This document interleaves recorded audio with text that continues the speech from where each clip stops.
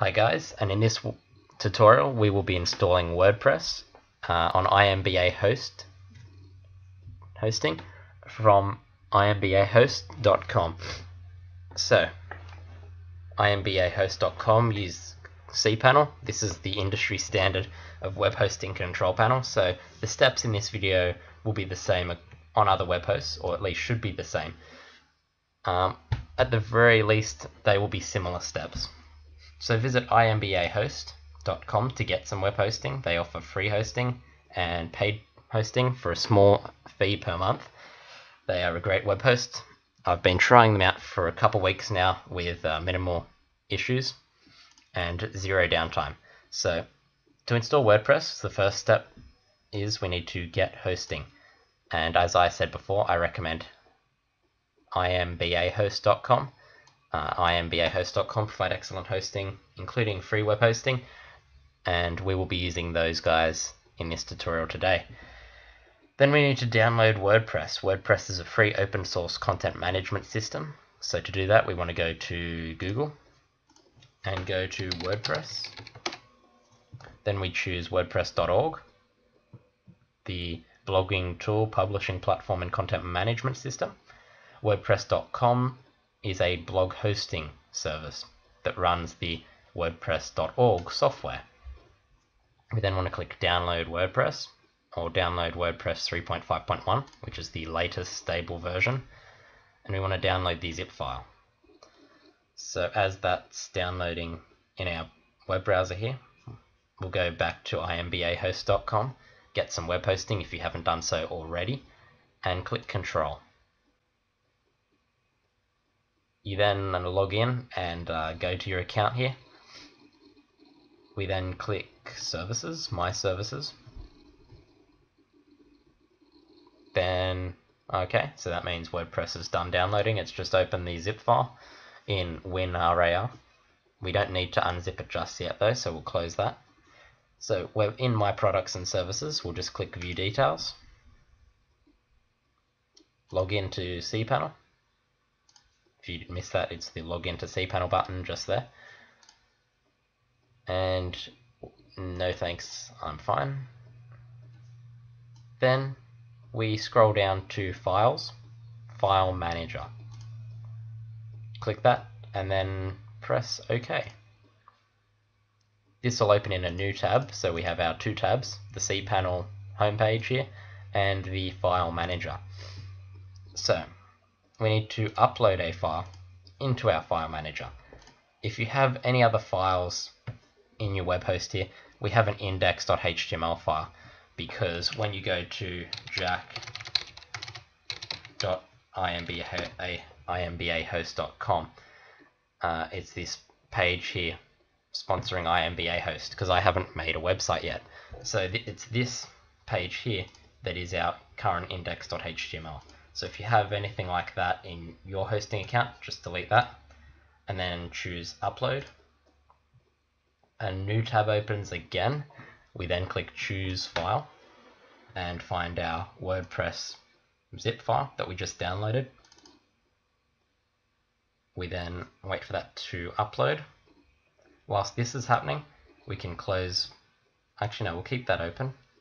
Whilst this is uploading here, there's a bar in the corner that'll show us the progress of that.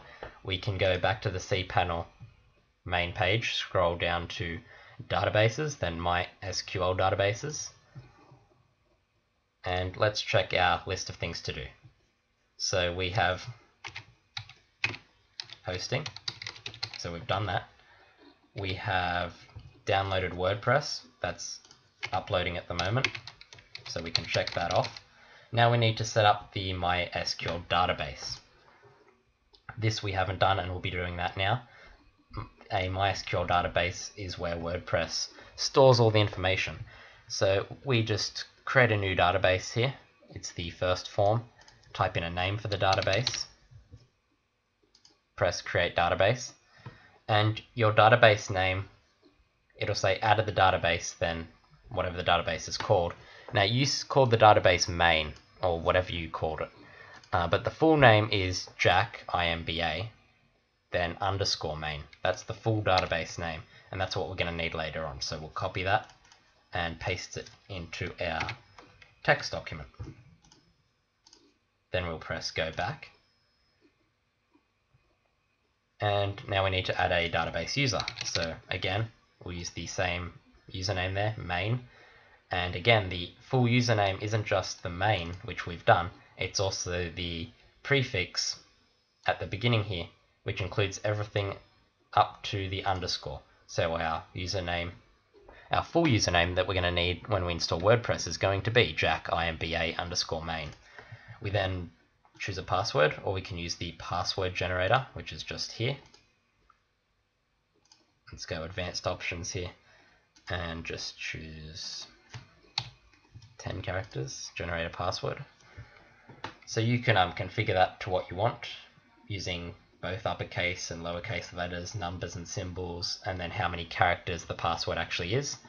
Once you have generated a password, just copy that. We'll paste it in our text document with the database password. Then we go, I have copied this password to a safe place, because you can't forget this information. Then we go use password, and we create a user. We then go back, and we want to copy our username as well. Can't leave that out.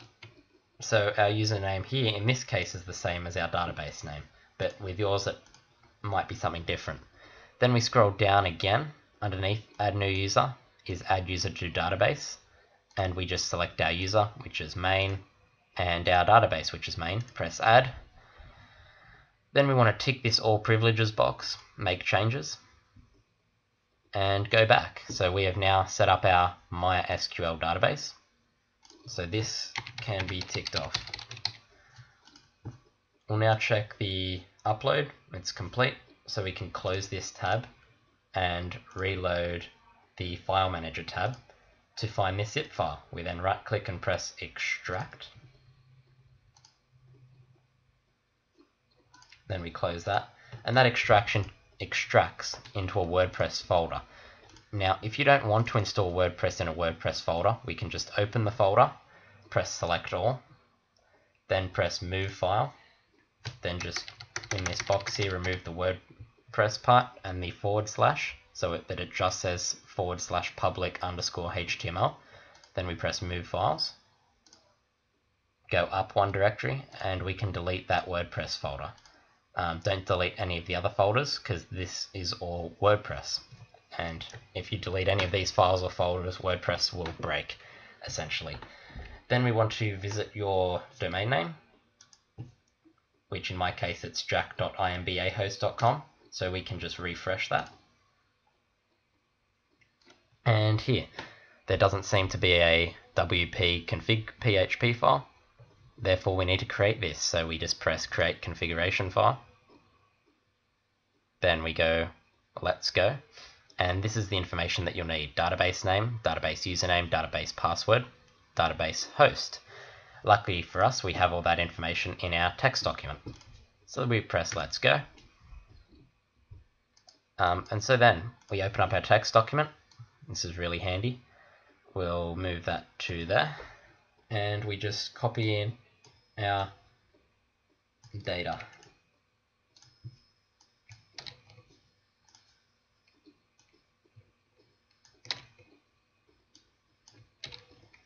And then our password.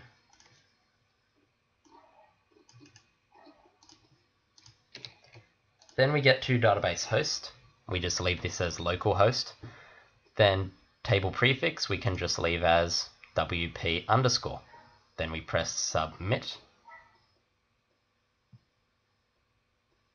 Then we press run the install. And then we type in some information about our actual website. So the website title is going to be Jack's IMBA host tutorials. Our username could be your name. You could just leave it as admin, something like that. I'll just leave it as admin for the purpose of this tutorial. we type in a password, we type in an email address, admin@jack.imbahost.com. Any email is fine. This can be your personal Gmail email if you want. It can be your website's, administration email that you've set up on your web hosting account. It can be anything really, but you may get some notifications from the WordPress software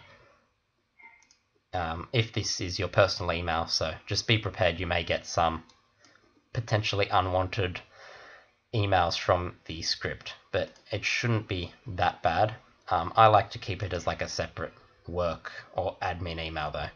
Then we go and make sure this box here is ticked, allow search engines to index this site. We want to make sure that's ticked.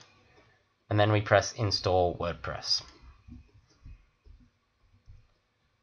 Then we press login, and WordPress has been installed. So we can tick this off the list as well. That's complete. So you now can log in using your username and your password. This is the WordPress administration panel, and I'll be doing more tutorials about the WordPress administration panel in the future. And just to make sure that everything's up and running properly, we can press visit site. And jack.imbahost.com, we have a brand new WordPress installation and WordPress website. So thanks for watching this WordPress installation video where we installed WordPress at imbahost.com. Visit imbahost.com for free and paid web hosting. All their paid plans are reasonably priced and feature rich. I hope you enjoyed this video. Please comment, rate, and subscribe.